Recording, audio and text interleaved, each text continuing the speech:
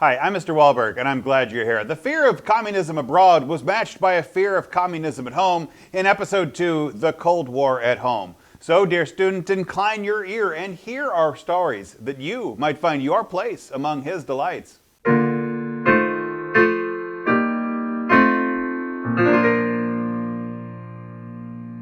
We have, 5 objectives today. By the end of this class, you should be able to describe government efforts to investigate the loyalty of U.S. citizens. We got to describe the investigations of alleged communist influence in the United States. You should be able to explain the policy of brinkmanship. You should be able to describe the American and Soviet actions that caused other countries to enter the Cold War. And you should be able to summarize the impact of Sputnik and the U-2 incident on the United States. But let's begin in Roman numeral number 6 with some pretty heavy topics today. America was very interested in the question of communists in America because in the early years of the Cold War, a lot of Americans believed that there was good reason to be concerned about the security of the United States. The Soviet domination of Eastern Europe and the communist takeover of China shocked the American public, and it fueled a fear that communism would spread around the world. At the height of World War II, about 100,000 Americans claimed membership in the Communist Party. Some people feared that the first loyalty of these American communists was now going to be the Soviet Union. Subpoint B. Strongly anti-communist Republicans began to accuse Truman of being soft on communism. So, in March of 1947, Truman issued an executive order setting up the Federal Employee Loyalty Program, which included its most famous piece, the Loyalty Review Board. The purpose of the board was to investigate disloyal government employees and to fire those who were found to be disloyal to the United States government. The U.S. Attorney General drew up a list of 91 subversive organizations. Membership in any of these groups was grounds for suspicion. From 1947 to 1951, government loyalty boards investigated 3.2 million employees and fired 212 of them for security risks. This doesn't sound like a good ratio to me. The line between 3.2 million and 212 actual firings. I mean, I guess it's important, but it doesn't seem like good, efficient use of time. Anyway, there was another 2,900 of them that resigned because they didn't want to be investigated for whatever reason, or felt that the investigation violated their constitutional rights. Individuals under investigation weren't allowed to see any of the evidence against them or what any of the accusations might be. Subpoint C. Other agencies also investigated possible communist influence, both inside and outside the U.S. government. The most famous of these was the House Un-American Activities Committee, HUAC, sometimes known as HUAC. HUAC first made headlines in 1947 when it began to investigate communist influence in the movie industry. The committee believed that communists were sneaking propaganda into films. I've always thought this was a little bit of an unfair accusation because during World War II, Hollywood made a lot of films that went and supported American activities in war. And the Soviet Union was a United States ally during the war. Those same movies which supported our allegiance, that supported American efforts, viewed in a different context, suddenly seemed un-American, while they seemed deeply American just before. HUAC supported 43 witnesses from the film industry in September of 1947. And a lot of the witnesses were friendly witnesses who supported the accusation that communists had infiltrated the film industry. The most famous of these was Gary Cooper. To us moderns, sometimes we don't know who Gary Cooper was, but he was a heartthrob of the 1940s and a leading man, and everybody would have known. It was serious star power appearing before the committee, and he told the committee that he had turned down quite a few scripts because he felt that they were tinged with communistic ideals, supporting the accusation that communists were infiltrating the film industry. But when asked, which films are you talking about? What scripts do you mean?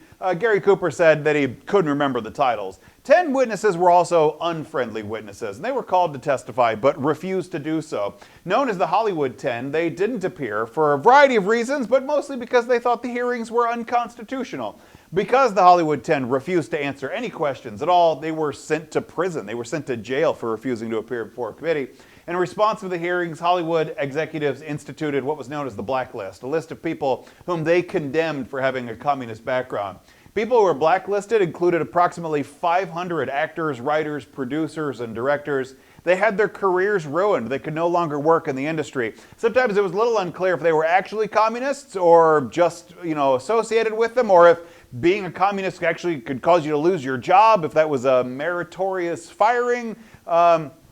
But it certainly did happen, subpoint D. As Hollywood tried to rid itself of communists, Congress decided that if Truman's Loyalty Review Board was working, it certainly wasn't going far enough. So in 1950, Congress passed the McCarran Internal Security Act, making it unlawful to plan any action which led to the establishment of a totalitarian dictatorship in the United States. Now, that seems like a pretty... that's a broad law, like it's very narrow law, but it would be hard to enforce anything other than broadly. Truman vetoed it. He vetoed the McCarran Act, saying that in a free country, we punish men for the crimes they commit, but never for the opinions that they have. Like planning something doesn't actually matter if it's never carried out. Congress enacted the law over Truman's veto. Roman numeral number 7. I want to talk about some efforts of spying in the United States, and a couple of them that really stand out. The first one is a guy named Alger Hiss. In 1948, a former communist spy named Whittaker Chambers accused Alger Hiss of spying for the Soviet Union. To support these charges, Chambers produced a microfilm of government documents that he claimed had been typed on Hiss's typewriter. Now, to us moderns, this may not also sound like much evidence. Like, really? Like, it was typed on his typewriter? And that's a little bit lost on us today in a word processing world. But in an old day of typewriters, somebody would hit a key and an arm would slap a letter through a ribbon of ink. Over time, the arms of the letters would get a little bit off wampus, and sometimes they would hit higher or lower, a little bit crooked or a little bit bent. And typewriters would pick up what was called a fingerprint. It was normal forensic evidence at the time to like trace a document to a person's possession of a typewriter. So here, Chambers produces microfilm of government documents he said came from Alger Hiss's typewriter and proved that he was a spy for the Soviet Union. Now, too many years had passed, really, for the government prosecutors to go charge Alger Hiss with actual espionage and spying, but a jury convicted him of perjury, of lying under oath about passing the documents, and that conviction got Alger Hiss sent to jail. A young Republican congressman named Richard Nixon gained fame for pursuing the charges against Alger Hiss, and within 4 years of that publicized case, Nixon had parlayed that effort of Congress into the United States Senate, and he was nominated and elected as Vice President of the United States. Alger Hiss always claimed that he was innocent, maintained his innocence, and that Whittaker Chambers had forged the documents used against him. However, in the 1990s, Soviet cables released by the national security agencies pretty much proved that Alger Hiss was guilty. Subpoint B. The story of the Rosenbergs has a lot of moving parts to it. I really want you to understand how this case went down, though. I feel like this is one of the really important moments in understanding American Cold War. Subpoint B. On September 3rd of 1949, Americans learned that the Soviet Union had detonated an atomic bomb. Most American experts had predicted that the Soviets, they knew they were working on atomic weapons and figured that their science would catch up in 3 to 5 years. That it would take 3 to 5 years to explode the bomb, but this detonation was way ahead of the time. And so people began to wonder and be highly suspicious that communist supporters in the United States had leaked secrets for the weapons to the Soviets. A second spy case seemed to confirm that suspicion. In 1950, a physicist named Klaus Fuchs admitted giving the Soviet Union information about America's atomic bomb. The information had probably enabled Soviet scientists to develop their own atomic bomb years earlier than they would have otherwise. In the investigation, he named Ethel and Julius Rosenberg as their go-between, as the person that would carry the documents. Julius Rosenberg was a former U.S. Army engineer. He lost his job when it was found that he and Ethel were communists. They refused to testify in the espionage case, citing their Fifth Amendment rights to not incriminate themselves for being communist. This is a constitutional provision. A person can refuse to testify if it would be self-incrimination. And if you ever hear somebody say, "I plead the Fifth," that's what Ethel and Julius Rosenberg did. They also claimed that they were being persecuted for being Jewish and for holding radical beliefs and not allowing the freedom of conscience, which should be protected in the United States. Julius Rosenberg believed, now here's some of the facts of the case. Julius Rosenberg believed that he was stealing atomic secrets in a disloyal act to the United States. Later documents would kind of show that he did believe he was spying and did believe that he was trafficking documents. Julius Rosenberg clearly deserved to be prosecuted and convicted. But it's also important to remember that he didn't get a fair trial. And this is a different kind of a problem which complicates the whole story. Ethel Rosenberg, so Mrs. Rosenberg, was more or less innocent. She was not a spy. She was not an engineer. She was not significantly involved in her husband's spying. At most, she might have known that he was attempting to spy. There is some evidence that maybe she typed some documents for him. But what is also clear is that the United States government exaggerated her role to go get her the death penalty, to have the death penalty imposed on her. The thinking is that if the federal government could accuse Ethel of spying and accuse her of, charge her and get her executed by the death penalty, that eventually Julius Rosenberg would crack.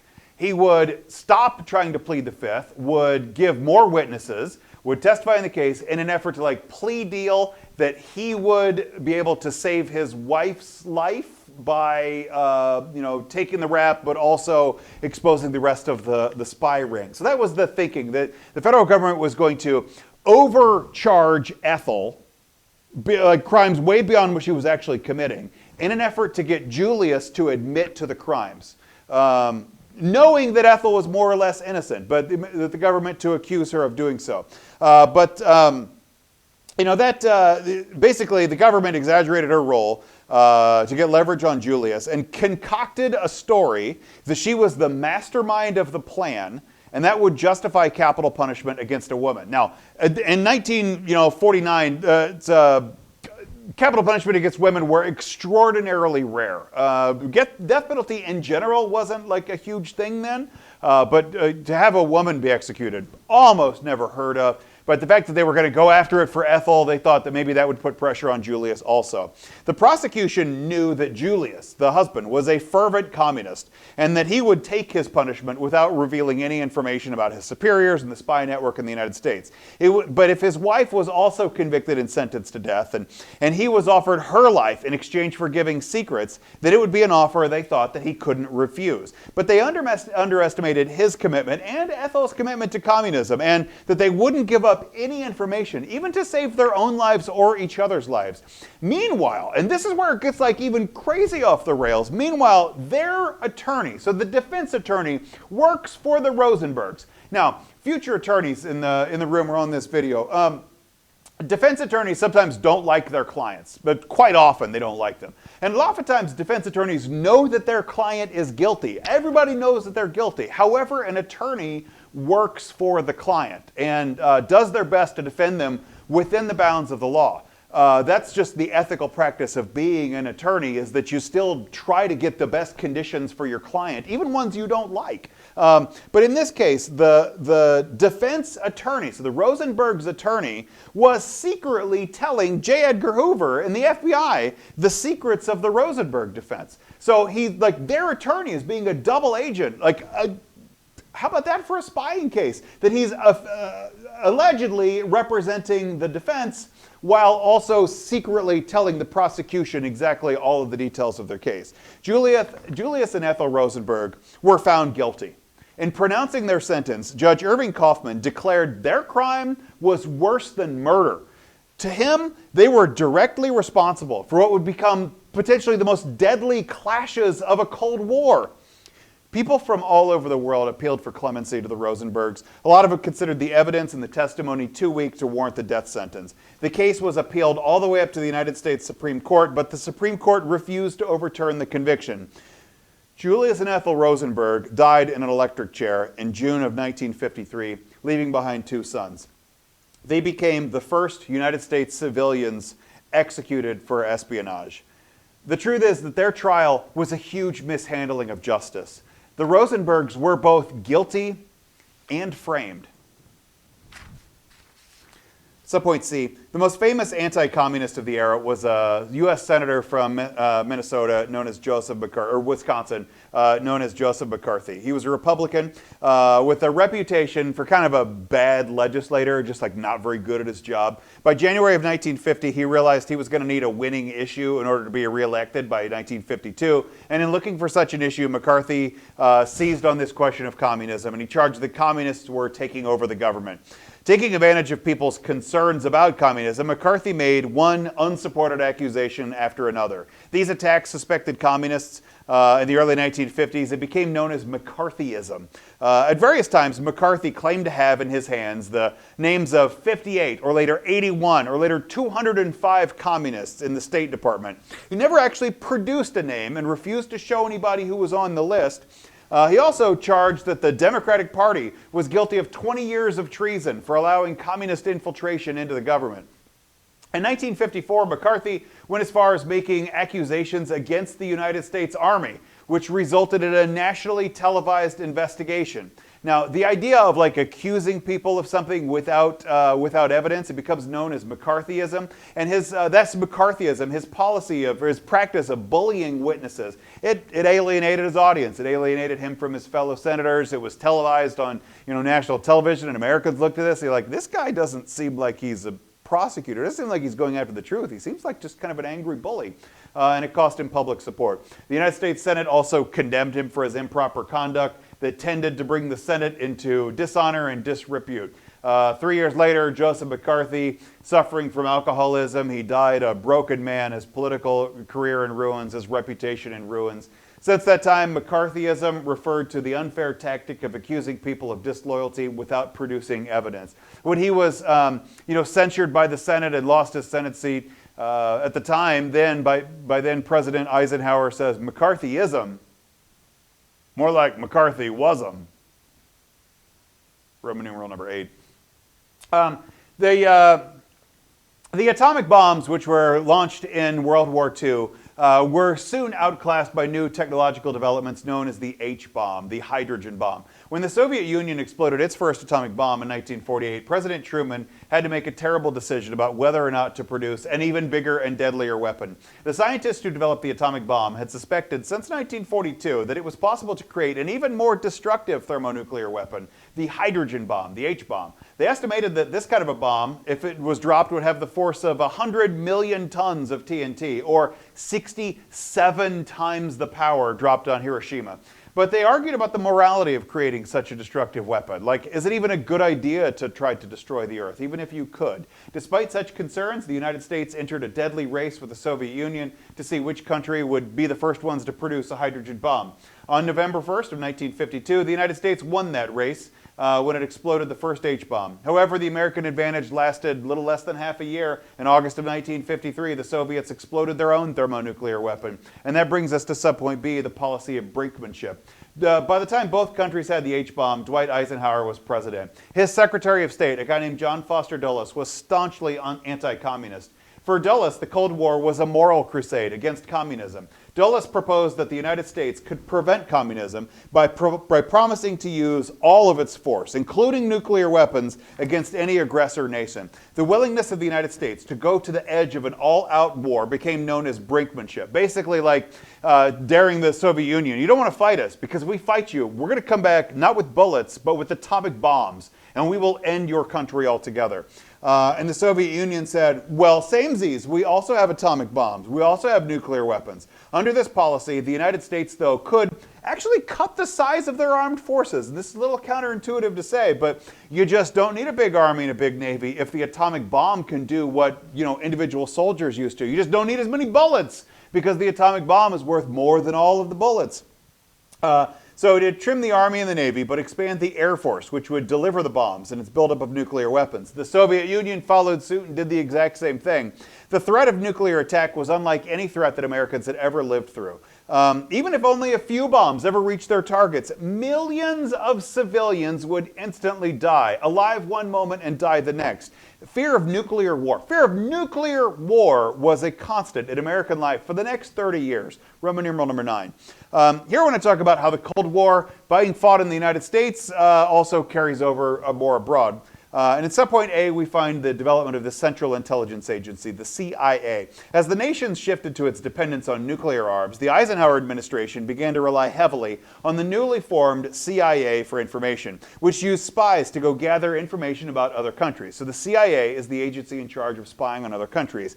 It also began to carry out covert, secret operations to go weaken or overthrow the governments which were unfriendly to the United States. So basically, our enemies will try to subvert them and take them down from the inside. Subpoint B. One of the CIA's first covert actions took place in the Middle East. In 1951, Iran's prime minister was a guy named Mohammad Mossad. Okay, I'm going to get this right. Mossada. Mohammad Mossada. Mossadi. Didn't see that coming. Mossadi. Mossadi. Apparently both are okay? Oh, it's still playing. Where are we at? Subpoint B. One of the CIA's first covert actions took place in the Middle East. In 1951, Iran's prime minister, Mohammad Mossadi, nationalized Iran's oil fields, placing the former privately owned industries under Iranian control. So the oil fields used to be owned by private companies, mostly the British companies, but now Mohammad Mossadi is going to nationalize those, which basically means the government's going to take them over, and the government owns them now. To protest this, the British stopped buying Iranian oil. They say, no, those used to be ours. We're not going to buy oil that used to be ours just because you took it from us. And that caused the Iranian economy to falter. The British were the most important trading partner because the British had that's where the oil fields were. And it caused the economy to fall. And the United States feared that Mossadi might turn to the Soviets for help. So in 1953, the CIA gave millions of dollars to anti-Mossadi supporters. And the CIA wanted the pro-American Shah of Iran, who had recently been forced to flee, to be put back into power, and that would go and restore all of the stability there at the time. And the plan worked. The plan worked. The Shah returned to power and turned control over to Iranian oil fields, back to Western countries, and the CIA successfully overthrew the government of Iran and put in their own friendly government. Subpoint C. Back in the late 1800s, let's roll back the timeline here. Back in the late 1800s, when global coffee demand had surged, the Guatemalan government seized communal land from its native people and sold it to foreign growers for a profit, including the American-owned United Fruit Company. Referred to as a banana republic, the United Fruit Company had major landholdings in Guatemala and elsewhere, and often had more control over the countries than the actual governments did. Guatemala experienced a revolution in 1944, and all the people overthrew the government and installed in its stead a government that stripped the United Fruit Company and other companies of 200,000 acres of land and then gave it to the peasants. Though the new president was anti-communist, in 1954 the CIA also took on covert actions in Guatemala. Eisenhower believed that Guatemala's government was secretly pro-Soviet under Stalin's influence because it had given them more American-owned land than to the peasants. In response, the CIA trained a rebel army which went and invaded Guatemala. The Guatemalan army refused to defend the president. He ended up resigning. The result that Guatemala became a military dictatorship, but not a communist military dictatorship. In subpoint D, I want to talk about what was the Soviet response to NATO, which we met in our previous class.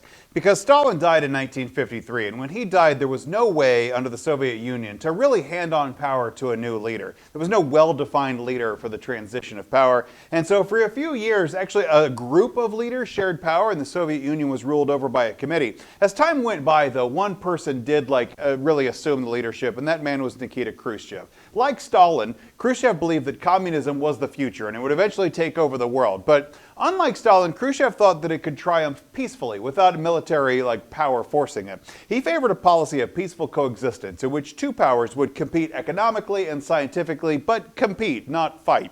With the tension between the countries, it was still high. Khrushchev seemed to signal an era of uneasy cooperation between the United States and Soviet relations.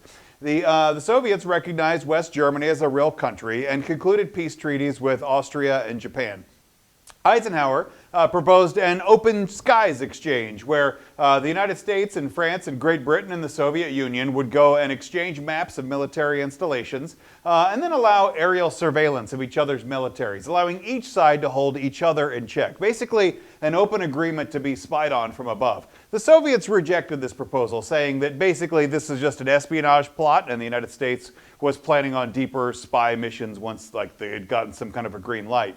Eisenhower, then in 1955, when West Germany was rearmed and joined NATO, the Soviet Union grew fearful and said, maybe we need to put our dander up, and it's not just enough to compete economically. Maybe we actually need some military competition. So they formed their own alliance to go compete with NATO, known as the Warsaw Pact. The Warsaw Pact linked the Soviet Union with 7 Eastern European countries and shored up those satellites. Subpoint E. In 1955, the same year that the Geneva Summit took place, Great Britain and the United States agreed to help Egypt finance the construction of a dangit at Aswan, on the Aswan River, on the Nile River.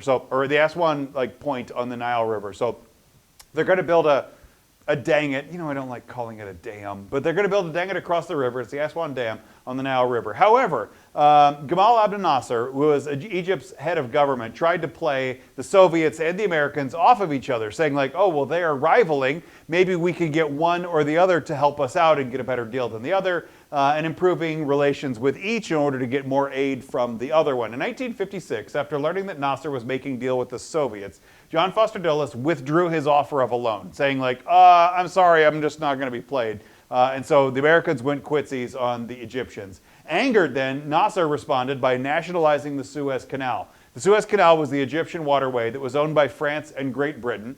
And so basically, to stick it to the Americans, he went and took land and property essentially from the British and the French, who were American allies and buddies, which ticked off the French and the British. Egyptian for control also affected how Israel was going to be dealt with. Nasser refused to let ships bound for Israel to go pass through the Suez Canal. Even though the canal was supposed to be open to all nations, nobody's ever really liked Israel. They're kind of they're a kicking child of the Middle East. Israel responded by sending in troops to go basically take back the Suez Canal for the British and the French, and then to go stick it to the Egyptians, who were trying to stick it to the Israelis. So did Britain and France, and the 3 countries basically took over the Mediterranean end of the canal while the Egyptians held the Red Sea end of the canal. And the United States said, okay, we are not going to end up in a nuclear war or a third world war, which would eventually be probably a nuclear war over a canal in Egypt. So the UN quickly stepped in to stop the fighting. It persuaded Britain and France and Israel to withdraw. But the terms of the withdrawal included Egypt keeping the canal but allowing better access through it. Roman numeral number 10. In a competition for international prestige, the Soviets leapt to an early lead in what became known as the space race. On October 4th of 1957, the Soviets launched Sputnik, which was the world's first artificial satellite. Sputnik traveled around the Earth at 18,000 miles per hour, and it circled the globe every 96 minutes. It was a triumph of Soviet science. The Americans were shocked at being beaten to space and launching up an artificial satellite, and they promptly poured money into their own space program. U.S. scientists worked frantically to go catch up with Soviet power. The first attempt at an American satellite launch was a humiliating failure, with the rocket just toppling over to the ground. However, on January 31st of 1958, the United States successfully launched its first satellite. There's kind of some interesting backstory on this one. The Soviets, we would find out later, failed a whole bunch of times. They just didn't tell anybody about it. All their failures were secret, and they only saw the success of Sputnik going up. The Americans probably achieved their goals faster than the Soviets, although not as soon as the Soviets. They achieved them faster, but their failures were more public, so it seemed more shameful to do so. My dad was a child when Soviet was launched, and he says he remembers being out in the backyard and looking up, and he says, and you could see, there was times that you could see Sputnik pass overhead, and it really felt like Americans were trailing behind. As I've learned more about that over the years, a lot of Americans had a similar experience, although it's not exactly true. Sputnik was the size of a basketball, and there's no way you could see it flying out in space. What you could see was the flaming pile of space garbage floating behind it, essentially the rocket that launched Sputnik. That part was visible from the ground, and there's something that seems remarkably human about that in our most amazing feats, the things we notice most are the flaming garbage. Subpoint B. Following Eisenhower's rejection, following the rejection of Eisenhower's Open Skies program at the 1955 Geneva Summit Conference, the CIA said, okay, well, if the Soviet Union isn't going to allow us to go spy on their country, then we will just do it without telling them. And they made secret high-altitude flights over Soviet territory. During these missions, the United States used a U-2 jet. It was an experimental aircraft which could fly at very, very high altitudes without detection. The Soviets had radar. They had World War II era radar, and it just had its limits. It couldn't catch something that was going that high. A U-2 passed over the Soviet Union. When it did so, its infrared cameras took detailed photographs of troop movements and missile sites. By 1960, a lot of American officials were nervous about the U-2 program for a couple of reasons. First, the existence and purpose of the U-2 program was an open secret among some members of the American press, and it was just wondering how long that would take to go leak out to the Soviets. Second, Soviets were actually aware of it on their own. They'd been aware since 1958. As Francis Gary Powers, a U-2 pilot, exclaimed, "We knew that the Russians were radar tracking at least some of our flights," he writes. "We also knew that surface-to-air missiles were being fired at us. And that some of them were uncomfortably close to our altitude. But we also knew that the Russians had a control problem in their guidance system. So we were concerned, but not greatly. Essentially, we knew that eventually the radar technology would catch up to us. And while they were trying to shoot down our U-2 planes, they couldn't hit them. It was too far. The aim was off that far. But it's also one of those things that technology will eventually catch up to the technology." And then finally, Eisenhower himself wanted the flights discontinued. So on May 15th of 1960, he and Khrushchev planned to hold another summit conference on the arms race. And wanted to be out of the business by the time they were going to go meet in 1960. But Dulles persuaded him to have one last flight over. Basically, let's just close the books on the Soviet airspace. And authorized one last flight on May 1st. And the pilot was again Francis Gary Powers. 4 hours after Powers entered Soviet airspace, a Soviet pilot shot down his plane. Eisenhower tried to persuade the Soviets that it was a scientific plane, just gathering weather and climate data, basically thinking that, we shot the plane down. By the time it's so far up there that, there would just be a wreckage under the ground, and they'll just say it was a scientific plane doing weather experiments. They always say it's weather experiments. But, but Khrushchev basically let Eisenhower have, go ahead and say his thing and go explain out for a while. Oh, it was a weather plane, and it's nothing. It's nothing. And then kind of once Khrushchev had let Eisenhower talk for a while, Khrushchev said, well, let's have one more piece of information.